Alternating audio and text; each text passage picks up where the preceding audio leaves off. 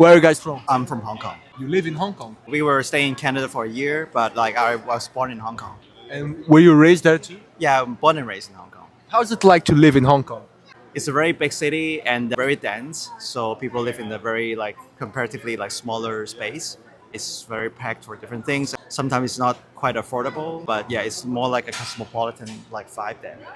How efficient is the public transportation system back there? I think it's surprisingly similar. When we were in São Paulo, we saw the metro map when we went to see the soccer match, and there's actually a faster line. I think it's line 11. So it gave me like a vibe like in Hong Kong there's a kind of the same line that could like skip different things to go to the outskirt part of the city. So I think yeah we find some similarities, but I think one thing like more unique I would say in Hong Kong there's more common to see double deck bus.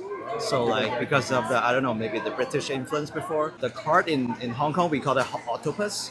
So you can use it basically for groceries, metro, buses. But I think in São Paulo they also have the same kind of cart. Maybe it's not that widely adapted. And in terms of driving, I don't think like Hong Kong have like that kind of like a driving culture. We don't expect everyone to own a car because if you want to get a parking lot, you have to purchase a parking lot. It could cost like 200,000 hias or even more to just get a parking lot. So unless you're like from a very like a well-off family or you're making a lot of money, then you can afford a car, you can afford a parking lot. All the people will just take the buses or maybe taxi or Uber if they have to, or the metro most of the time. So yeah, but we find surprisingly São Paulo is like really have that metropolitan vibe, and then all the lines are very efficient. Like transitioning from one station to another, we see a lot of like crowd. So we see it's being utilized maybe 100% or even more. So we kind of felt like a Tokyo or Shanghai that we've been to. So it's really pretty impressive that we find a place here in South America. And how long do you think does the average Chinese living in Hong Kong take to go to work using the public transportation? We have a joke like all the infrastructure making like that is to make you go to work faster. Maybe 40 minutes from anywhere to one edge to the other.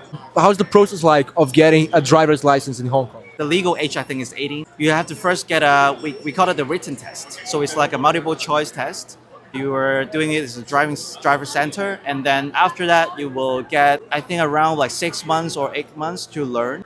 So you get like a temp license only after maybe 6 or 7 months. Then you get to have the road test. Once you have that, right, and then you can just drive.